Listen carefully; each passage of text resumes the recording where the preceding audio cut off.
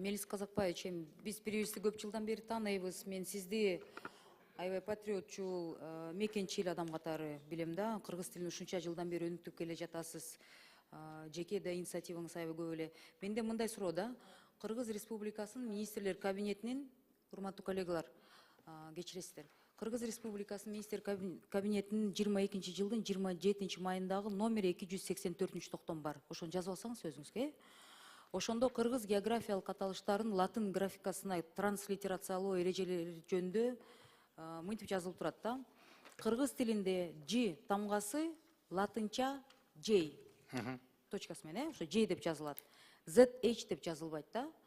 Мисалы Жалал-Абад, Жети өгүз. Кыргыз тилинде Ж үнү, мен буну эми морфологиялык кыргыз тили жөнүндө мыйзамдарды эрежелерди карап көрсөм, кыргыз тилинде Ж үнү бул жумшак, үндүү африкаттык тыбыш. Англис тилинде J'ге окшош кетет да, мисалы jump деген сөздөгүндө. Сиз эми англис тилин билген адам катары кайрылатам да.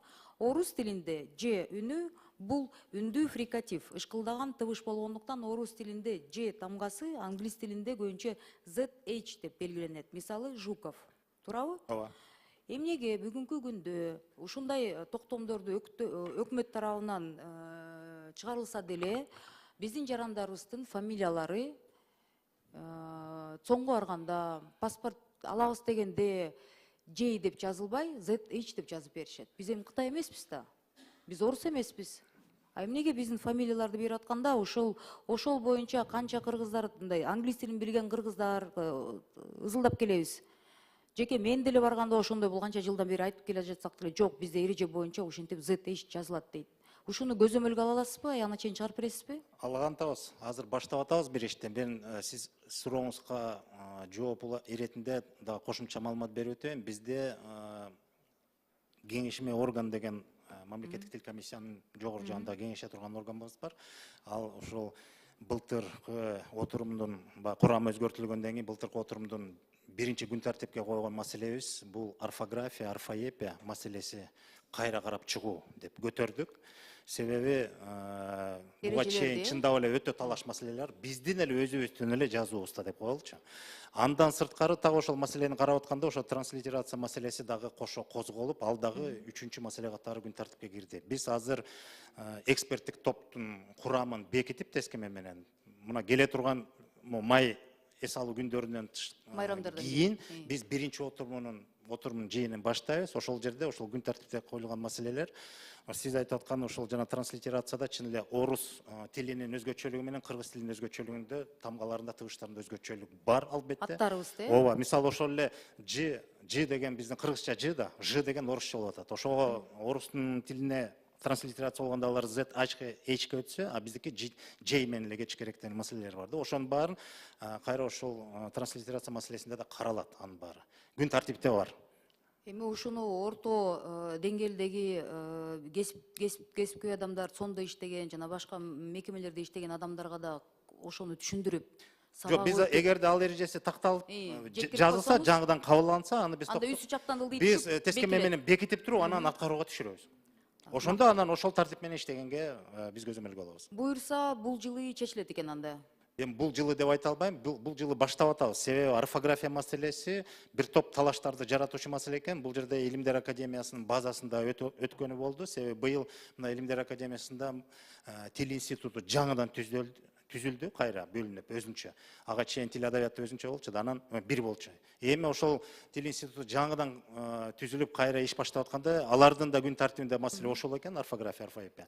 Ал менен катар карап атканда биз транслитерация ал сөзсүз карала турган маселе болот. Анан ал баягы эксперттик топтун жумушу канчага уланат, биз быйыл баштап атабыз.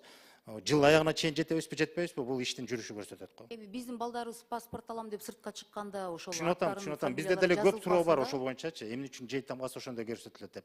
И тамгасына да талаш бар кээде. Бизде.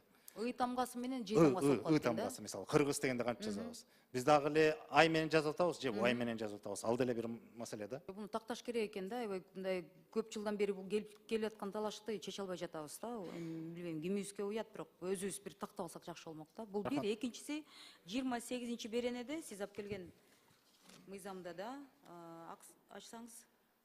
Бул айрым мыйзамдарындабы же конституциялык ошол мыйзам? болуш керек да. Так. Жок, кой турсаңыз, 28 беренеде неме боюнча да, керектелүүчү тейлөө чөйрөсүндөгү мамлекеттик тил боюнча. Бул кайсынысында болуп калат? Эки мыйзам келип атат да. Конституциялык мыйзам болуш керек биздин. Ошо кайсынысында? Азыр ачайынчы. Ооба, биздин конституциялык мыйзам топтомунда. Так, жок. Кыргыз Республикасы мамлекеттик тил жөнүндө Кыргыз Республикасынын конституциялык мыйзамы экен. Ооба. Ошондо- Керектелүүчүлөрдү тейлөө чөйрөсүндө мамлекеттик тил деген 28. Менчиктин баардык формаларындагы ишканалар, мекемелер жана уюмдар, ишкер жеке адамдар, керектөөчүлөрдү тейлөөчү башка чарба субъектилердин мамлекеттик тилде кызмат көрсөтөт жана маалымат берет дейт. Мамлекеттик тил менен катар маалымат расмий tilde да кайталанышы мүмкүн. Эми майда жазылып калыптыр, кечиресиз. Ошондо Кыргыз Республикасынын аймагындагы товарлар, кызмат көрсөтүүлөр жөнүндө анын ичинде интернет дүкөндөр жана интернет каталогдор аркылуу маалымат мамлекеттик жана расмий тилде берилет дейт да. Ошондо 3-чү пункт экен да. Ушул берененин 1-чи бөлүгүндө көрсөтүлгөн субъектилер тарабынан мамлекеттик тилдеги аудио, визуалдык жана же музыкалык же башка берүүлөрдүн жана уктуруулардын милдеттүү минималдуу көлөмү 60% кем болбошу керек. Буну сиздер кантип көзөмөлдөйсүздөр? Буну мисалы жанагы ошол эле биринчи мамлекеттик органдардан баштачы калк тейлөө кызматы бар, мисалы аэропорт деп коелу. Ошол жерде жанагы угулуп аткан же көрүнүп аткан маалыматтар, кабарламалар көп учурда чет тилде да болуп калып атат. Көп дебейин, кээ бир учурларда анан расмий тилде болуп атат. Анан ошол мамлекеттик тилде да болушун талап кылып атабыз. Андан тышкары ар кандай, мисалы ошол эле баягы тамак аш жаатында болобу, кафе ресторан болобу же башка мекемелерде ошол эле жеке жана медициналык борборлорго күтүүдө туруп калганда ар кандай аудио визуалдык маалымдамалар болот да.